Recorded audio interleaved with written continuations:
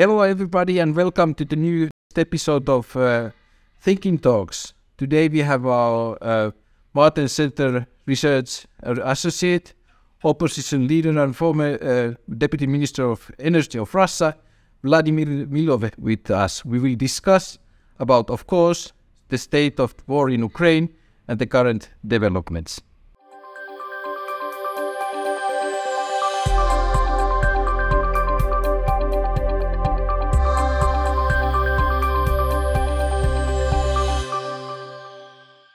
So, welcome Vladimir Milov once again to Martin Center. It's very nice to see you, even though the subject which we are going to discuss is rather gloomy, the war in Ukraine, but especially now the recent developments in Russia. Now, some days ago, Russia declared partial mobilization. It's a big news. Russia is now, after months, officially in war. So, Vladimir, what are the feelings and sentiments in Russia, in Moscow, St. Petersburg? Very desperate. You can see a lot of desperate pictures coming out of Russia, people massively fleeing the country, crowded airports, huge lines on the land border. This is looking somewhat similar to what we saw in Afghanistan about a year ago when people tried to desperately flee the country before the Taliban takeover. Obviously, this was on one hand an expected move, but on the other hand, of course, when it really, enters the streets of your city or township, when police begin catching men on the streets, immediately recruiting them for military service, that's a totally other thing. That's a turnaround for many people who try to pretend like nothing is happening for the previous months, but also many people really see this as a sign of desperation on Putin's part, because when Putin started his aggression against Ukraine, they promised, the TV propaganda promised, that they will take like Kyiv in 3 days like peanuts and it will be a very quick and easy walkover. Now, actually, after 7 months, Putin is forced to turn to the massive help of the population of the country, which is essentially a declaration of loss. That's a public declaration of loss. Like, I cannot do it alone without you. I need hundreds of thousands of you helping me. So this is how people take it. So I think it will be very negatively perceived in terms of public opinion. And also, I don't see any willingness and motivation to fight among the great majority of these new recruits. Putin already had big problems with combat ability, with morale of his troops in the previous months. That was clearly visible. I think it's going to turn even worse now, because before announcing this general mobilization, we had several months of what I would call a quiet commercial mobilization. People in the regions were offered a very generous contracts for army service, which is like 200,000-300,000 rubles a month. This is about like 10-15 times higher than average salary in most of these poor Russian provinces. But this didn't go very well. They didn't mobilize really a lot of people, meaning that everybody who was already willing to go to war already went. So now they're about to recruit people who are absolutely unwilling to fight, which is not a good news for Putin's military. I don't think this all new recruits will significantly help him. But if that's the case, why did he do it? Was that he was pressured in Kremlin? There's a lot of discussion that actually the real opposition now is the right-wing opposition, where they're pressuring him to make this move, and especially if, as you say, that the military impact of this will not be so big. So why did he do it? I think Putin is operating in a very primitive calculus, which is basically figures on paper. And generals who want to explain to him their failures, one major excuse that they use is they say, we are out of men. We need more men. We need 50,000 more, 100, 300 million more, whatever Putin can mobilize. So I think the army made this lack of servicemen as a biggest excuse of their failures in the past months. So Putin went for it. He said, okay, if you need more men, I give you more men through mobilization, but you please deliver. I think the major mistake on Putin's side, which was visible already before the 24th of February, we had a conversation with you in December last year, and I was very skeptical about this whole invasion because I exactly said, I have serious doubts in combat capabilities of the Russian military. Now, with his most potent, most able troops being decimated during the first 7 months of the war, the quality of manpower had greatly degraded, morale has degraded. We saw this during Ukrainian offensive in Kharkiv region in September. Russian soldiers, when they hear Ukrainians coming, they just, they leave behind all the military equipment, everything, and just run. So morale is very low. But Putin is not able. We see his great inability to assess this morale issue, combat capability issue. He just operates with figures on paper. We need several 100,000 troops more. Okay, let's mobilize it. How effectively they're going to fight? I wonder if they, in the military headquarters in the Kremlin, are able at all to assess these qualitative issues beyond just numbers. What's the mood then in Kremlin? In the beginning of the war, there was a lot of expectations or hopes in West that when the military operation will fail or will show signs of failure, that there will be some kind of reaction. But since now Putin and his establishment seem to be quite resilient. Well, how do you see that? I think that Putin and his nearest inner circle, they believe in two things, which gives them hope. First, he believes in his primary resource supremacy. Like Russia is like an endless territory, endless manpower, lots of ammo, munitions, lots of old Soviet heavy weaponry. You know, they are bringing in tanks conserved from 1960s or 70s. They are bringing them out of the conservation to the front lines. He still has a lot of oil and gas. He's a very important contributor to global food market. So he believes that Russia is so big and has so many various types of resources, manpower, weaponry, food, oil and gas, that he will be able to outlast the West and outplay you. Second thing, they also believe in the idea of the Western weakness. So you can only be strong, united, and resilient for a short period of time. Yeah. But then comes winter, then comes inflation, then comes energy crisis. Putin really believes that the Western public opinion will ultimately turn against supporting Ukraine and will try to reach out a hand to do some sort of settlement with Putin. Recently announced referenda on the occupied territories, I think that's the move also in this direction, saying that I will be ready for some sort of a ceasefire, but give me these territories which I already captured. So it's important as ever on the part of the West to show unity and resilience, because I think Putin really takes a lot of hope from these protest rallies he recently saw in Czech Republic, in Germany, in the UK, against the government policies of supporting Ukraine, against the rising energy prices. I think Putin probably believes that this is the beginning of a great revolt among the Western public against the pro-Ukrainian policies. So we need to show him resilience and strength because he thinks that he can outlast the West in this long waiting game. Yeah. But Vladimir, you mentioned the public mood, and that's actually made a bit mystery for the West, because in the beginning, I think there was hope that when Russian population understand what is happening in Ukraine, in a country which is very close to Russia for various reasons, that there would be some kind of revolt and reaction.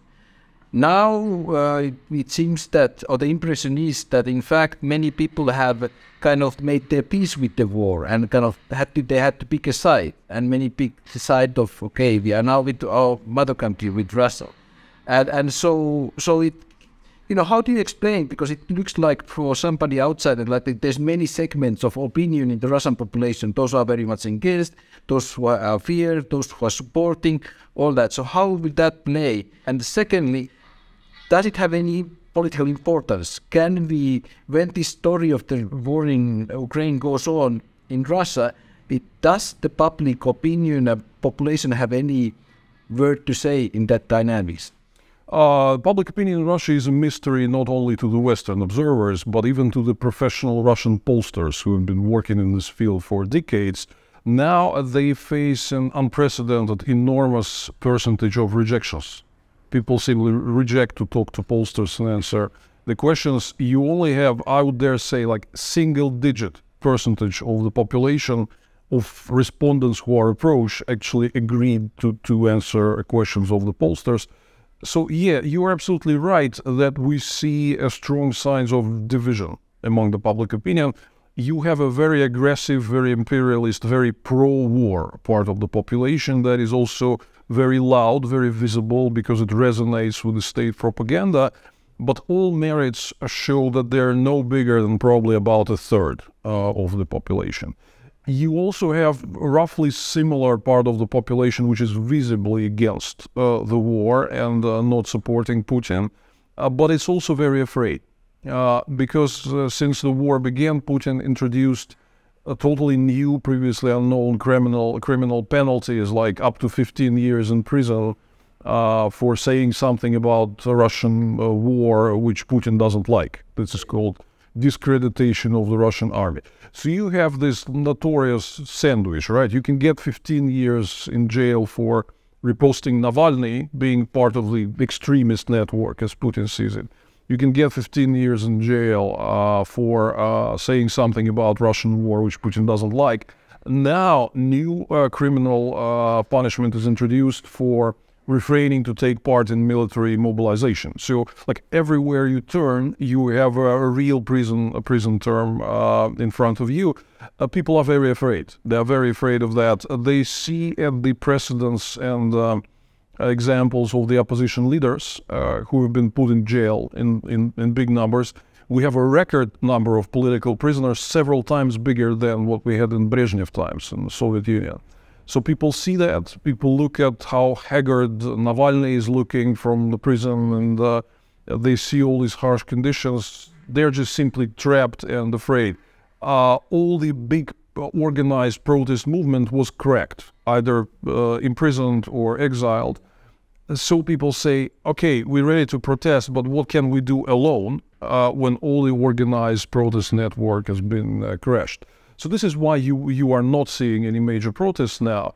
But eventually they will go on as time goes by and people get more dissatisfied. We don't know when, but clearly the signs are mounting that public opinion is turning against Putin. At some point people will be saying enough is enough and overcoming fear. There is no other way, because all these factors are mounting.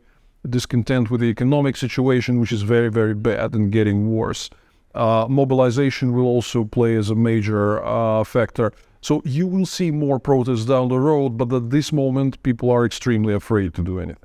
Which brings us actually to the big question, the future of Russia. So what are the different scenarios and what you think most likely could happen, which is of course difficult to guess. Will Russia start to defragment, or will Russia become like a massive North Korea, could decline, but kind of totalitarian control? Or is the democratic road possible? Vladimir, how do you see? First, I can tell that this current extreme repressive regime, which Putin's government turned into in the past couple of years, is operating under great stress. It's also a big issue for the part of repressive apparatus themselves. They really cannot live under such stress for 24 hours a day, 7 days a week. So it's very exhausting. Yeah, you can really repress large parts of the society for a short period of time, but is it sustainable in the longer run? I don't know. Like, we always use examples of North Korea and Iran, but North Korean society was built that way from the start after the Second World War. It was founded by Stalin's generals. It is essentially the dinosaur, the remnant of Stalin's regime as it existed 80 years ago. Iran also, it is an extremely repressive regime, but you always see permanent protests. There is a severe clash between Iranian population and the government. Putin will be able to withstand this extreme repressive nature against all the pressures for a long period of time? I'm not sure, because we saw many signs of total ineffectiveness of Russia's bureaucracy, Russian military, Russia's security apparatus. So you have to expect a crack at some point. We do not know when and where. Like I say, I'm a mechanical engineer by training, it's very hard to detect fatigue cracks in a big, complicated mechanism, particularly when you are not allowed to monitor and listen what happens inside. But cracks, there's a law of physics. Cracks would eventually happen because Putin took too much weight. There's so much unprecedented international pressure. Economic consequences are devastating, and we'll be talking more about that, and I'll be writing stuff for Martin Center in the coming months about that. So, as a matter of fact, the pressure on all sides on Putin's system are very strong. It is not designed to withstand this kind of pressure from all sides. Ukrainian military resistance, sanctions, international isolation, plus domestic discontent with everything what happens. We don't know. I think it's not productive to try to guess when and where. More productive is an approach to try to increase pressure from all sides, to make sure that these cracks in the system happen rather sooner than later. Which brings to our final question, advice for advice for the European leaders. So what would you say in this situation where there's many opinions in Europe on how to deal with Russia, how to deal with this? So what worries me most when I travel across Europe and across the Atlantic is that many people really cannot accommodate themselves to the idea that all this might turn into a protracted, lengthy conflict. Many people really want to end the war as soon as possible. I think that's a mistake. I think to outplay Putin, to win over Putin, we really got to be prepared for a lengthy fight. He's really a survivor beast.